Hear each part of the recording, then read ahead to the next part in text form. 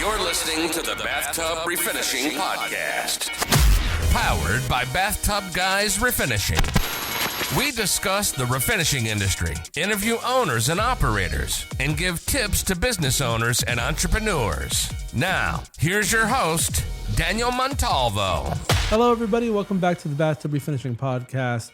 It is your host with the mostest, Daniel, back at it again. Excited. It's New Year 2026. This is going to be the first podcast of the year for the Bathtub Refinishing Podcast.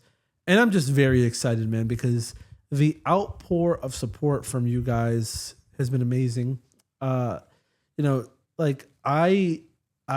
have been kind of talking a little bit on the podcast about the new locations we're adding, with the partnership with BathTubGuys licensing our name and using Tubcast and all those things that come with it. And it's been good. Like I'm very pleased at what we're doing, where we're at with it.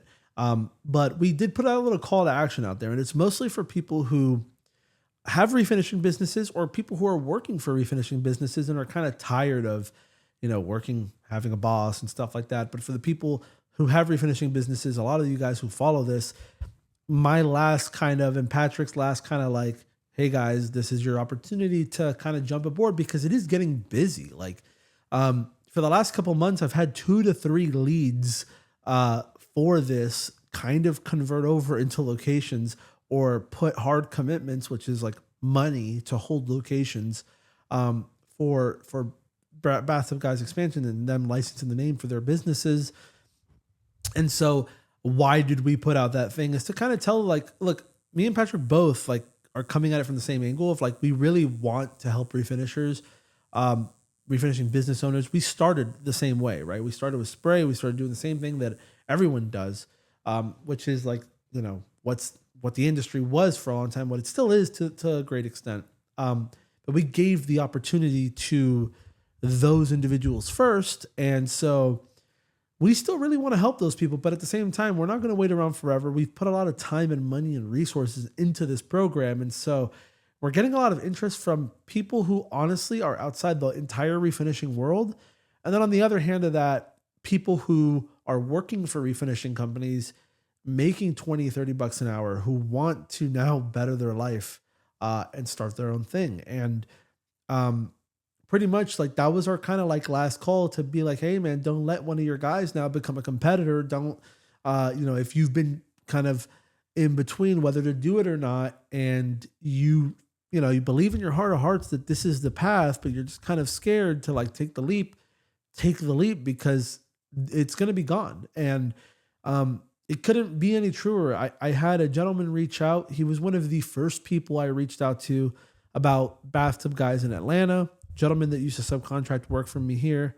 And then he messages me after we launched Atlanta asking how he could be a part of it. And the fact of the matter is Atlanta's spoken for now. And those guys, they intend to serve most of Georgia. Now we're going to see how that goes when, the ball gets rolling, because if they get really, really busy in Atlanta, why would they go to, Southern Georgia? But either way, like for now, they intend to serve statewide.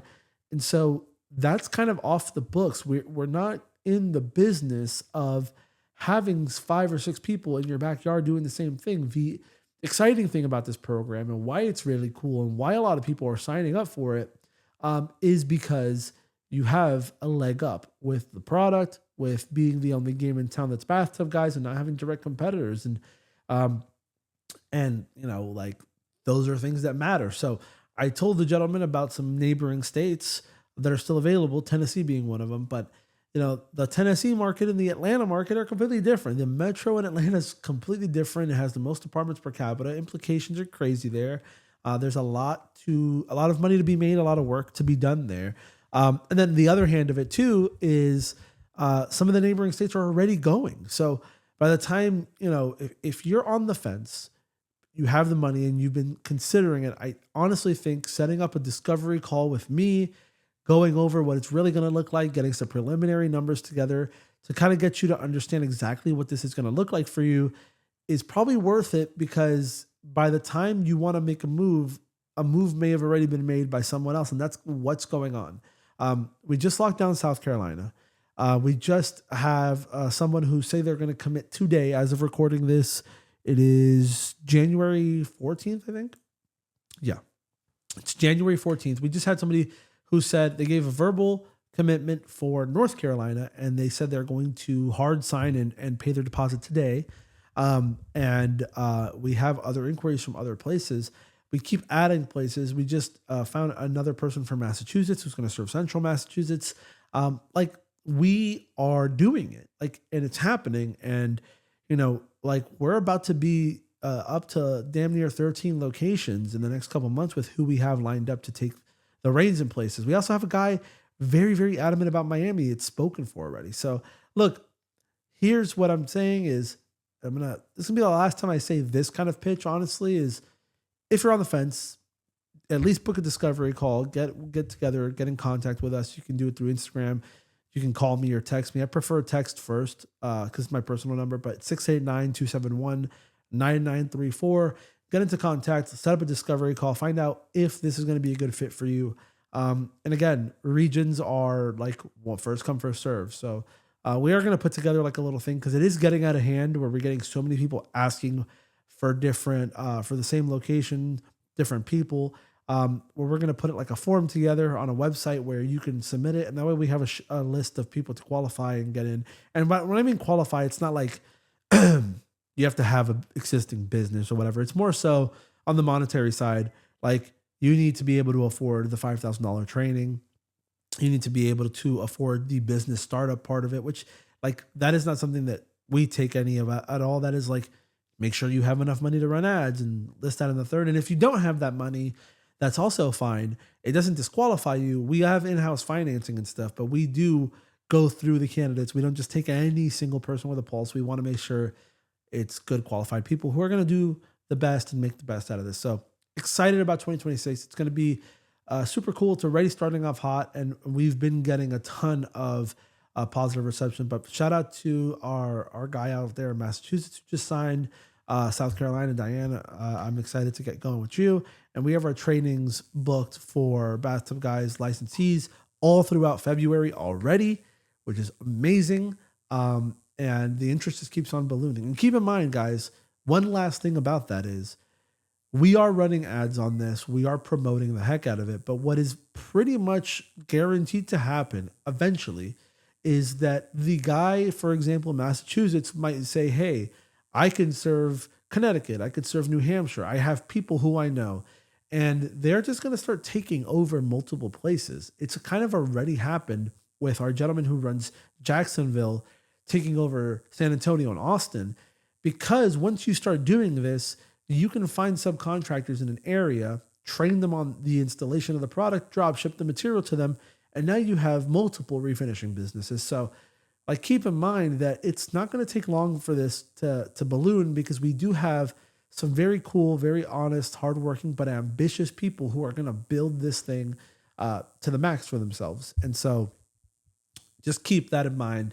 But I do want to talk about some other stuff today. Aside from that, that's like the main point of today. But a little bit about BathTubGuys, what we're doing so far as BathTubGuys Orlando. And some of the stuff that I want to talk about briefly about an issue we ran into, how we helped, and how we ultimately overcame.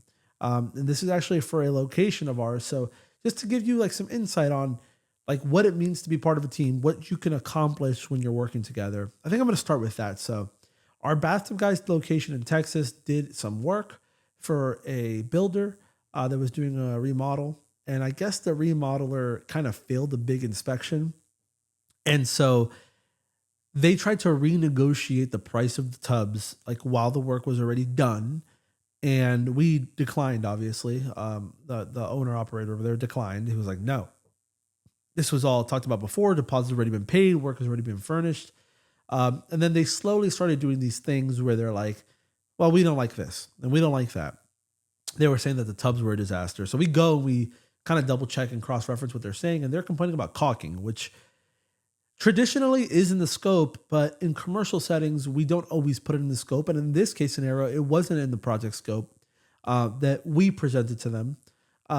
because they were putting a mincy panel, so like fiberglass, like panel, plastic panel, and adhering it over ceramic tile, leaving about an inch to inch and a half gap between the tub and the surround. And so to caulk that, anybody listening to that, to put caulking in that area is very difficult because it is super thick and you pretty much have to fill it in and make it look nice and uniform. But the other problem is it's like an inch to an inch and a half. That's why I said inch to inch and a half. It's like some areas are this thin, some of them are this thick. And so to get a caulk line that's even throughout without it looking like shit is very difficult. A caulk line is usually like a quarter of an inch thick. And so it's a lot easier to run a bead of caulking through there and make it look uniform. But when you blow it up 3 or 4 times its normal size, it's kind of a bitch to get it to line up. So they ended up like going back a couple times doing the caulking. The builder actually, and I'm sorry, I have allergies, so if you see me like wiping my nose because of that, it's Florida. You got pollen season and all that stuff.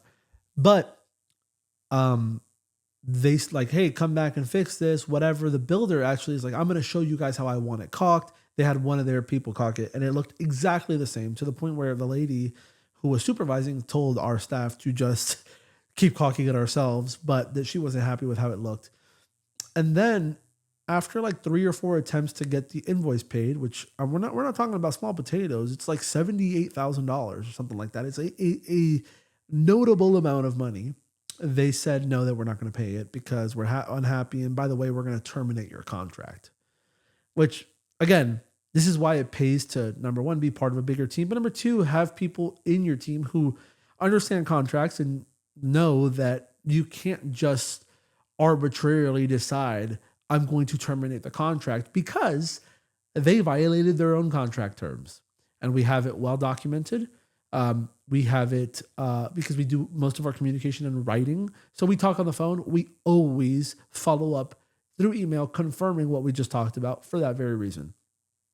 In their contract, it states that we pretty much like that they have to give us the opportunity to fix something that is wrong. The fact of the matter is it is well documented in writing that pretty much their request goes beyond, number one, project scope, but number two, was unreasonable, being that there was no quality standard set because they couldn't even have their people show us how they wanted it to come out.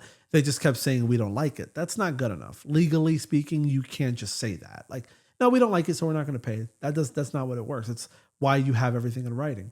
And then on our side, like everything we sent them and that they approved talks about job expectation, what the expectation is. And they had no issues with the finish. I know a lot of people out there are like, oh, BathTubGuys, the roll on. They don't care about that. It's literally nothing to do with that. It's everything to do with the caulking in this scenario because of these large gaps that they're complaining about. And we tried multiple things to remedy it, but at the end of the day, it really is not our problem and it's not within the scope that we agreed upon. So we ended up telling them, like, look, either you pay the bill or you put a lien, which this owner-operator had never done that, didn't even really know it was an option and enforceable. And for those of you who don't know, in the state of Texas, lien law is way more strict. So essentially, like, we're going to put a lien. Well, we already put a lien against this property, and the lawyer's already been in communication where they are working out a payment plan as we speak, which is amazing. So they're going to go ahead and pay the fucking bill. And it went from zero hope, I lost all this money and time and resources getting this work done, to I'm going to get paid. And a lot of that is because we have systems to help situations like this. Like, look, not every single system is going to be resolved. Some people are real assholes, or at least resolved right away. Some people are real assholes and are going to take you all the way to court. But we do have things that can mitigate these issues. I mean, there was $78,000 floating around somewhere. Now it's going to get paid because the way lien law works in Texas, to an extent, I don't know. I'm not a lawyer, but from what I understood, it is way more enforceable than it is in a lot of other states. And not only can they levy wages and stuff like that, there is potential that if they don't pay down their debt, which is less than $100,000, that they can lose, like the owner of the hotel, not the builder, the owner of the hotel can risk losing their property, which is a nice hotel, which is probably worth 10, $15 million. I mean, imagine losing 10, $15 million. And most of these things are owned by investor groups. So imagine going to an investor and saying, yeah, we lost the hotel over there in Dallas because we didn't pay a contractor $100,000. It's just not going to happen. Someone is going to pay the bill and get it situated so that that's not even a risk. The other thing that happens too is that, again, these things are owned by ownership groups most of the time. And these people go in on deals together, but they need to have credit. They need to show that they're good for the money. And if a lien shows up on their file somewhere on a property, a bank is going to be a lot less likely to give them a loan because it indicates that they don't pay their bill. Another thing too is they can't sell it. So if they bought it with the intention of selling it, which sometimes they do, they buy it, they renovate it, and then they sell it to an actual hotel company while it's being renovated. After it's renovated, they sell it to a hotel company and they license a name on it. A lot of times you can't do that when you have a lien on there. Actually, almost never. I believe you can't go through a sale without the lien going to a judgment. So they would have to go through this long legal proceeding. And for people who are making $10 to $15 million moves, under $100,000 is not money worth holding a deal up for years. They will just look for another suitor, for another buyer. So we got that situated, thankfully, and moves are being made to get that whole thing resolved. But again, that is one of those things that a smaller company might struggle with. Obviously, anyone could place a lien, but to have things in place where everything's in writing, everything's communicated, a very easy system where that flows and there's client communication being held so that you can easily pull it. These are all things that are done with like the BathTubGuys partner portal, the way we organize email, and like kind of the communication standard that we set when you do training with BathTubGuys. And I actually have our booklet here. This is a booklet that you get when you do your training course. This is the course handbook, and in here is a table of contents. But we go through everything, guys. We go through our in-field training, and if you come in here with zero experience, we will show you everything, standard operating procedures for preparation, and you'll do it assisted and unassisted, chips, cracks, rust, spots on the tub that need to be touched up, tub and tile, showers, dealing with grout issues. And I wrote the curriculum on this. Obviously, I use a little AI to help me spruce it up, but I wrote the original curriculum in plain English, and then I had them like give a little more detail because, I mean, ChatGPT doesn't know enough to like actually run a refinishing business. It knows based off other knowledge, but we do something very different than what's industry standard. So I had to write it, and they spruced it up. And I'm honest about that. I don't think using AI all the time is a bad thing. So in week 2 is the business legal setup, Google My Business, operational structure, content creation, digital presence, sales training. And the operational infrastructure is where we go over those things on like how to communicate with clients, keep client communication, why it's important to keep it, and pretty much, especially if they owe you money, making sure everything's in writing so that you can put a lien and have a very good case. Obviously, you can put a lien against anybody, but if you want to do it through an attorney, which I do recommend because they know the law, a lot of the time they're going to ask you for client communication, proving that all these things you're saying are true. So if it ever does go to litigation, they can litigate on your behalf and potentially get you even more money. So these are all things that are important. You know, like I said, business operations stuff is on there. This is where we talk about business operations. There's a random city in the back. I think it's New York or something. But yeah, I just use some regular pictures for that. But this booklet with your training, it's super cool. The thing I like about it too is that I set it up so where there's notes, there's checkoffs for what you're doing in the day. So over here you can see like the checklist and notes section, and people will check off what they're learning. So on this checklist it says strip, filled, refinish, remove and replace caulking, full prep and refinish, client walkthrough, and education. That's when we go through and tell the client what to expect with the warranty, how to clean and maintain it, all that stuff. And we check these things off. And then there's a signature section for a technician so that it is authorized that a technician showed you how to do this, a big notes section. And then on the left-hand side, a breakdown of what they're doing in the day. And it's just very comprehensive, this booklet. And it is something that you get to take with you when you are doing your bathtub guys training. But again, I digress. This isn't really a lot to pitch about that. I just want to, I'm excited about it. So I'm talking about it. Sue me. But these are things that we go over in those trainings. So when that did happen to the guy over there in Texas, like we were able to put it together and get a solution ASAP. And so it's very important too that, you know, you recognize that there is time limits on these things. And really quick, before I move on to the next thing, I want to talk about that. You need to know how long you have to place a lien. It is not indefinite. So a lot of times, and this is a very solid piece of advice, so please listen, because I'm being honest. I've messed up and lost tens of thousands of dollars not knowing this beforehand. You need to make sure that you understand when you can place a lien in your state, because in Florida, if it's 90 days after you furnished materials, now keep this in mind, furnished materials means even if you went back for a warranty call, you can place a lien. So, but it's a 90-day window you have to place a lien. And if not, you're shit out of luck if they never call you again. Now, the window opens back up if they call you for warranty work. So know that, because if you're past the 90-day mark and they still haven't paid you, I recommend play pleasantries with them, be nice, and ask them if they need anything. Don't keep hounding, like hound the accounting department. Don't hound them at the hotel or apartment level, because if they ask you for a warranty call, you go and you do it. And then you open that 90-day window up to then place a lien and get your shit together.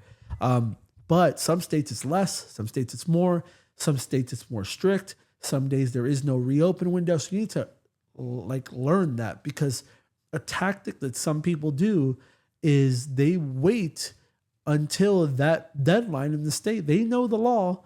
They wait till that deadline in the state hits so that they can relieve themselves of liability. And at that point, now you're beholden to them. And I'm not saying that they're not going to pay you, but what I am saying is they probably are going to make it a lot more difficult to release that money, because now there's nothing you can do legally. So know that, because it is very important. Learn lien law, learn what you can do, and learn what the timeframes are. And look, it doesn't matter if you have the best relationship in the world with somebody. If it's getting up to the legal parameter of you being able to do something about it, you do it. I always just, like, if it's someone that I really like and respect, I tell them, look, man, like I need to do it because I need to secure my money. I really like you. I really love working with you guys, but I cannot wait 90 days, because if I wait past 90 days to file a lien, now there's nothing legally protecting me. And most of the time people get it. And I've filed liens with places and not burned the bridge, by the way. I've filed liens with places and then it gives them the push to pay their freaking bill. And then we just set up better systems in the future to make sure we get paid faster. Sometimes they'll just put you on ACH where it's direct payment, so they don't have to do a check. Sometimes they'll just give you a card. A lot of the times the company at the employee level, they're embarrassed that it even came to that. And a lot of the times, look, there are malicious companies out there who have operating procedures that screw contractors. Most of them aren't like that, though. A lot of the times it's genuine oversight. Why, though? You are not the only vendor there. And in the grand scheme of things, you are not the priority a lot of the time. And as messed up as it sounds, that's just the world we live in. You're not always going to be the priority, but you can nudge them into getting your stuff paid in a timely manner if you know the law. And that's why I'm saying study up on that. Make sure you know what you're doing. The other side of it too, and just keep this in mind, is like I said, they're not all bad. And a lot of the times the people on the property level, if you, and we go over this in our operating procedures for the business stuff, if you're nice to people, get accounting people's contact info. A lot of times you can circumvent people at property level who are dealing with a bunch of things and their hair's always on fire, to somebody whose job it literally is to know where your money is. And sometimes it's just a big misunderstanding and they process the payment, you get paid tomorrow. But sometimes you got to take it the extra mile, put a lien in there and do that whole thing. So yeah, that's that.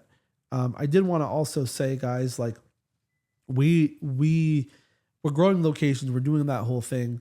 I know a lot of people watch this who are hearing a lot about that. If you're not necessarily interested in that, I will ask, like, for those of you watching, if you have any comments, of things you want to talk about, things you want me to talk about. Let me know, because I feel like I've been through it all.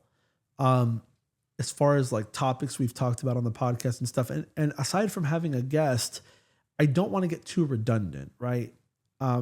The stuff that I'm most excited about now in business is the brand expansion stuff. And that's what I'm talking about on here. But if there's questions, I will answer them, and I can do a whole slew of stuff on that. It's just, I don't want to, talk about the 15th hotel BathTubGuys has done this week or whatever the fuck. Like, to me, that stuff becomes redundant, and a lot of them becomes like self-aggrandizing a little bit. I don't want to like constantly be like flexing. I like talking about what I'm excited about.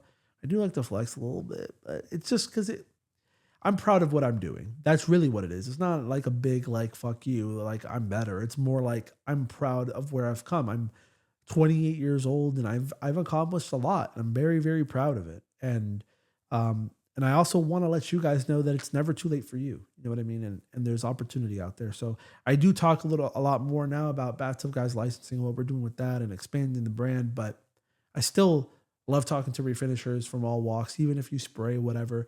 And if you have questions, business questions, things like that. I mean, what we covered today, I think is very important for the small contractor.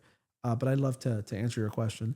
But moving on from there, this kind of plays hand in hand, but me and Patrick's business relationship is going good, and I want to update you guys on that. RBS is helping promote this stuff with us. So if you see them promoting it, just know it's all coming from the same place. They're promoting, training with this stuff.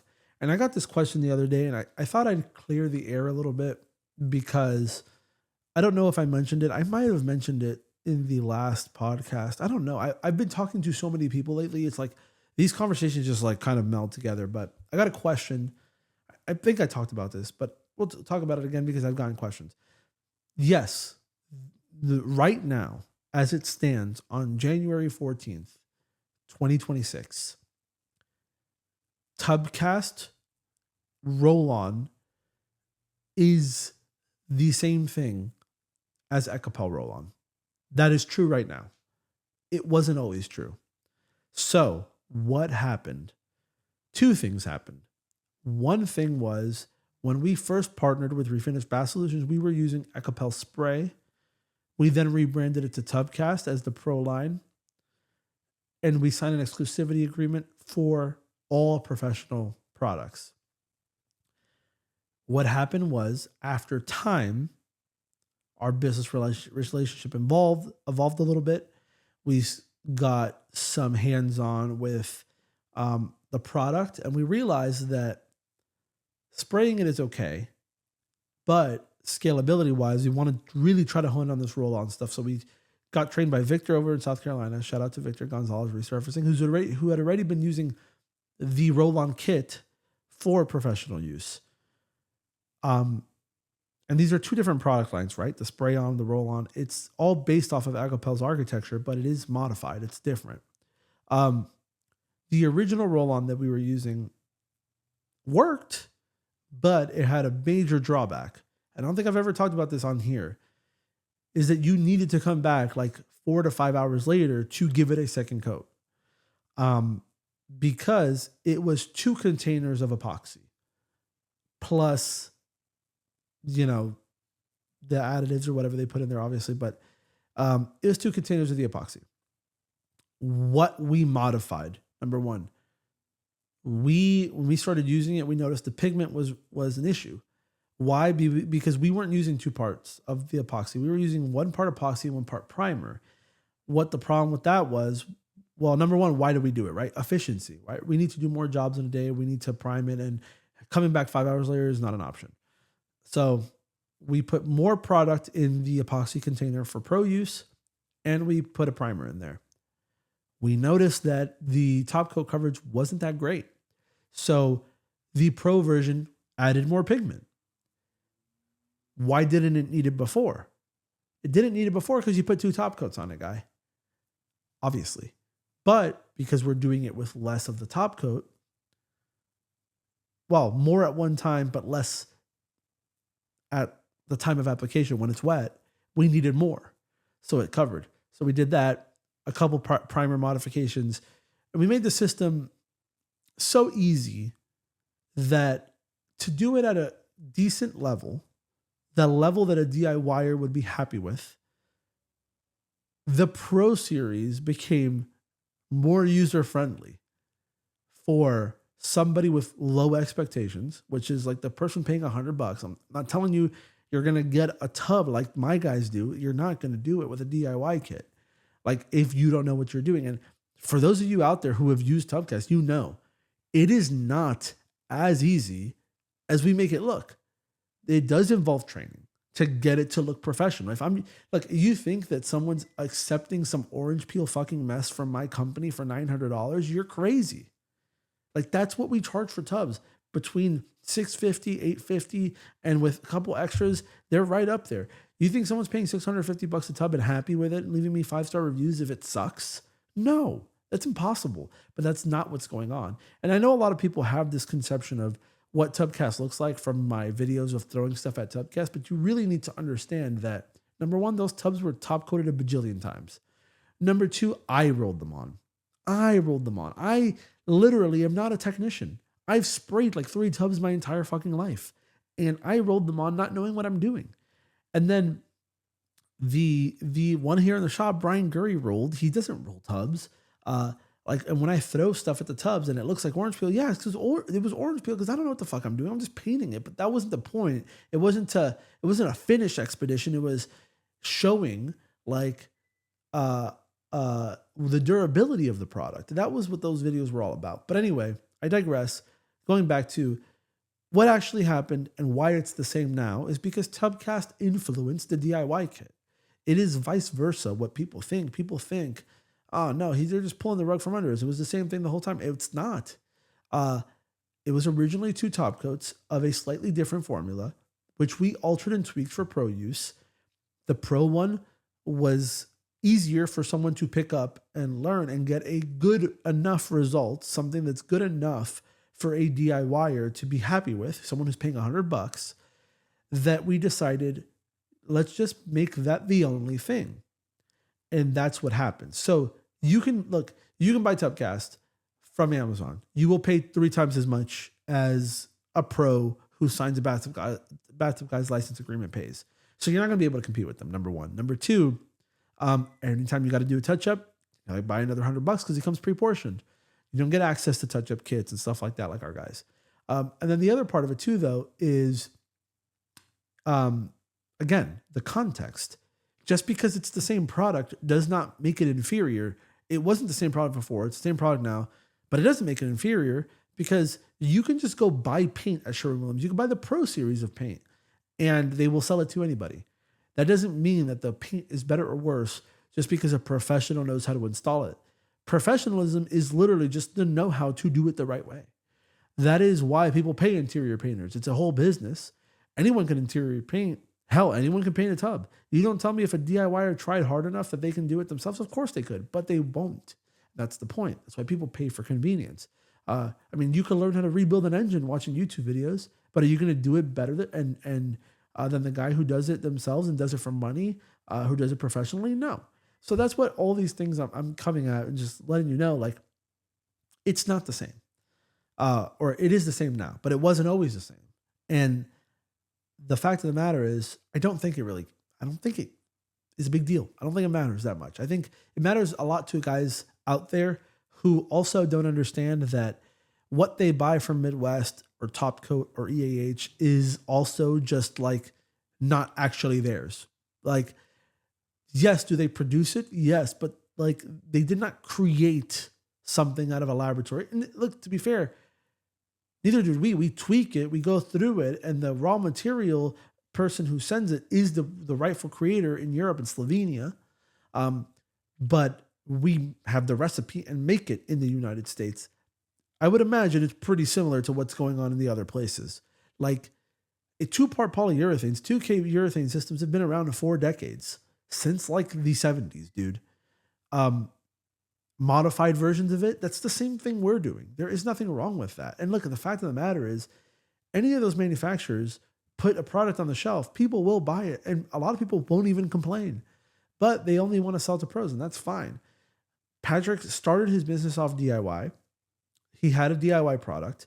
We used the pro product, and then we started learning about some of the benefits of the roll-on side, and we tweaked roll-on into making it a professional system by making it easier. And because we made it easier, it was easier overall for him to make roll-on the same product full stop. And I don't think there's anything wrong with that. I don't think it's a big deal. Like I said, like my analogy before, and I'll say it again, it's like you could just buy whatever paint at Home Depot. It's the same paint that the professionals buy into 5-gallon buckets. It's just you buy the gallon one when you're doing it yourself. It's the same thing. And the skill comes from knowing how to do it better. And we know how to do it better. And we literally have had customers with DIY kits from Patrick call us because they lose the confidence in doing it themselves because they really realize they want a really, really good job and they want a warranty. And so we do the work. And again, that's why we're growing and expanding and have all the locations and everything. So I did want to touch base on that before I leave you guys today. But that's it for today. It's a shorter episode.